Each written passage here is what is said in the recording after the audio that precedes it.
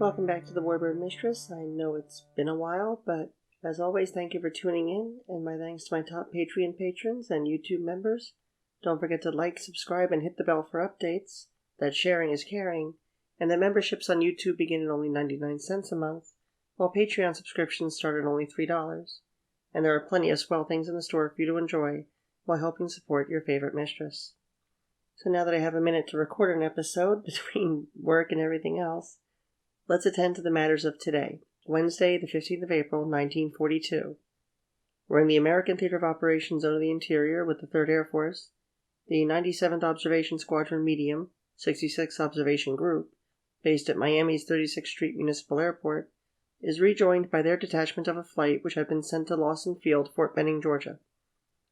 They are serving on anti-sub duties with Stinson O-49s, Curtiss O-52s, and Piper O-59s.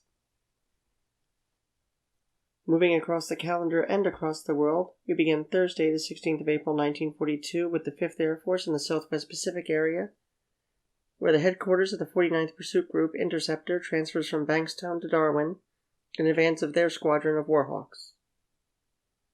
Passing the time into the evening hours, we venture to the China-Burma-India Theater with the 10th Air Force's collection of B-17s.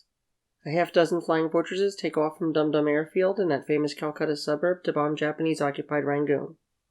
The bombers follow a routine that will become familiar during the war as they are led by the flares of the lead bomber as they do their best to offer a coordinated, concentrated assault and put metal on target.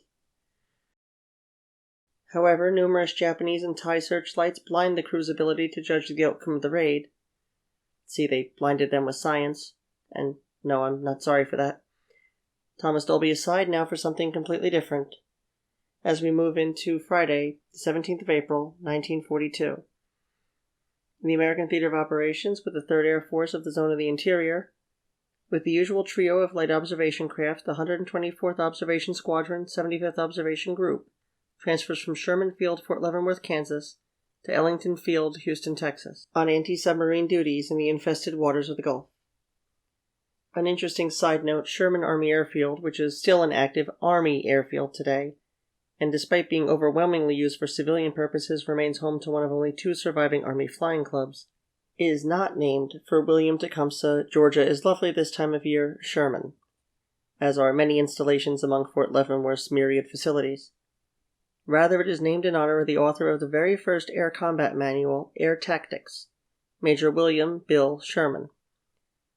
On 22 November 1927, Major Sherman died of a sudden, severely painful, yet to this day unknown illness while serving as an instructor at Leavenworth.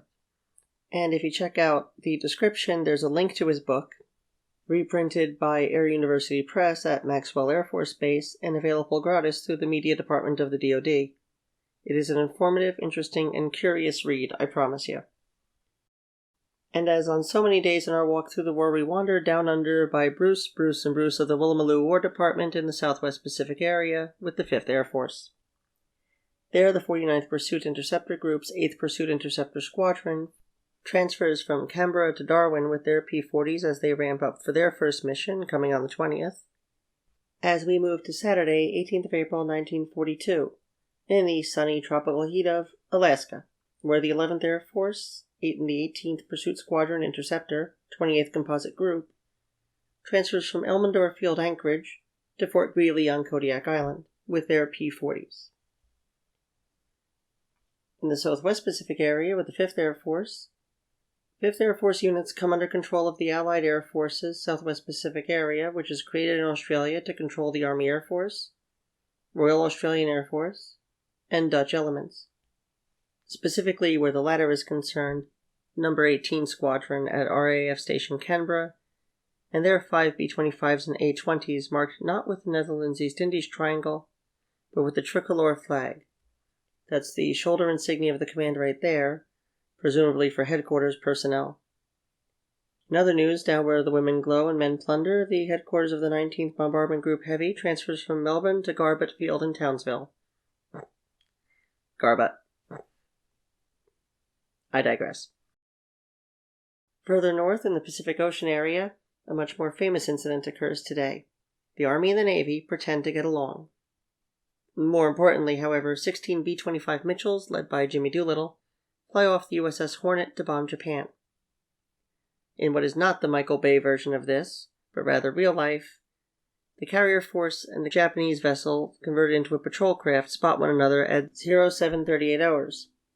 This was the number 23 Nito Maru, serving with the 7th Patrol Division, 5th Fleet, together with 116 similar pickets and armed merchant cruisers. The Japanese aboard quickly reported sighting the Enterprise Hornet and their escorts to their base ship, the Kuma-class Japanese light cruiser Kiso.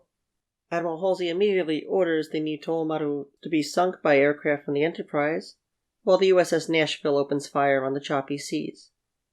After firing nearly 1,000 rounds, the Nashville finally sinks the Nito Maru at 0823 hours.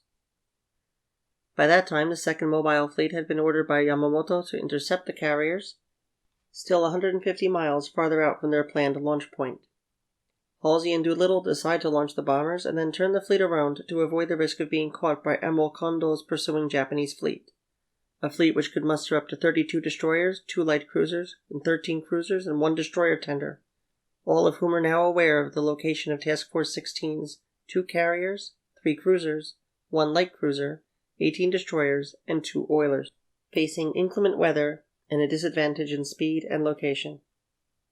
Doolittle's B-25Bs had been lightened by removing blast plates, liaison radio sets, tail guns, de-icing equipment, and a remote-controlled ventral gun turret. Each carries an internal auxiliary fuel tank, 3 500-pound high-explosive bombs, and 1 500-pound bundle of incendiaries. Flying just above the unforgiving waves, they arrive over Tokyo around noon local time, and climb to 1,500 feet before bombing 10 targets in Tokyo, 2 in Yokohama, and individual targets in Kobe, Nagoya, Osaka, and Yokosuka. 1 bomb hits the light carrier Ryuho, postponing her launch by months. The only resistance faced are from a handful of Ki-45 Nicks and prototypes of the yet-unknown Kawasaki Ki-61 Tony, which were mistaken for Bf-109s. Only 1 bomber suffers any damage, and at that only minor hits from low-caliber flak.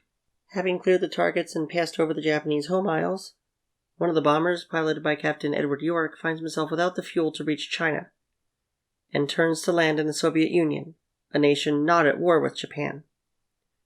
This is where he, his crew, and his bomber will be interned after landing outside of Vladivostok. The others fly over the East China Sea, listening for the homing beacons from the bases prepared for them in Zhejiang. Homing beacons that will never arrive, as Halsey opted not to send the signal, lest he give away the task force's position. Furthermore, Claire Chennault had not been told of the mission, and therefore none of his air surveillance and intelligence assets on the ground were available to assist in any way, despite him having established a nationwide network of observers and informants. As night arrives, the tailwind of nearly 30 miles per hour has allowed the bombers to reach the mainland. After a 13-hour flight, 1 crewman is killed bailing out, 2 drown, 3 crewmen of the 69 to land in China are captured and killed by the Japanese, and 8 are captured alive, of whom 3 will be tried and executed for the murder of Japanese civilians.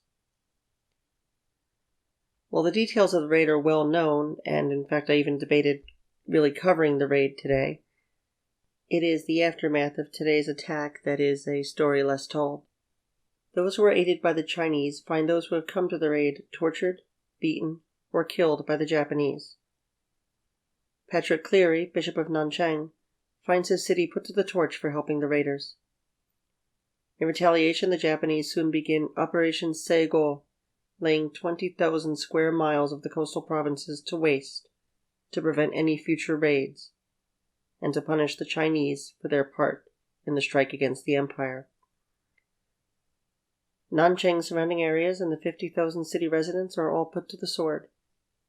Livestock and civilians share the same fate of death, while prepubescent girls, elderly women, and all those between have their honor violated and find themselves tortured before the city is set aflame for 3 days. By August, over 250,000 Chinese will have died from the operation and the effects of having Unit 731 unleashed upon them. This infamous unit's poisoning of wells and dispersal of biological warfare agents wreaks havoc on the population, as the Chinese pay for their role in the raid in ways in which words cannot hope to measure in any language. And with that, we move to the much calmer Monday, the 20th of April, 1942, where with the 5th Air Force in the Southwest Pacific area, the 39th Interceptor Squadron of the 35th Pursuit Group Interceptor transfers from Williamstown to Woodstock, Australia with P-39s. The ground echelon of the 17th Bombardment Squadron Medium, 38th Bombardment Group Medium, transfers from Ballarat to Amberley Field, while their air echelon is still stateside with B-26 Marauders. And finally, Major General George Brett assumes command of the Allied Air Forces, which has units based in northern and eastern Australia, with advanced facilities in Port Moresby, New Guinea. Moving into Wednesday, the 22nd of April, 1942, the headquarters of the Army Air Forces renames all reconnaissance squadrons bombardment squadrons. This does not refer to the observation squadrons, but rather to those bomber squadrons which were labeled thus in anticipation of their use in the armed reconnaissance role, which the interwar Army had seen as belonging to heavy bombers. Across the world with the 10th Air Force in the CBI theater, aircraft begin to evacuate military and civilian personnel and supplies from the few regions of Burma still free from the Japanese and Siamese invaders. From today until the 15th of June, the 10th Air Force will have evacuated 4,499 passengers and 1,733,026 pounds of freight. And moving to the South Pacific Ocean area with the 7th Air Force, a joint U.S.-New Zealand Naval Command is established under Vice Admiral Robert Gormley. This command is to operate separately, but in close liaison with General Douglas MacArthur and Vice Admiral Herbert Leary. And finally, we turn to Friday, the 24th of April, 1942. The 5th Air Force is 8th Photographic Squadron, which is attached to Allied Air Forces, transfers from Melbourne to Brisbane with their F-4s. Now be sure to tune in tomorrow for an exciting day in the next walk through the war. Until then, this is Claire, and I am the Warbird Mistress. Take care.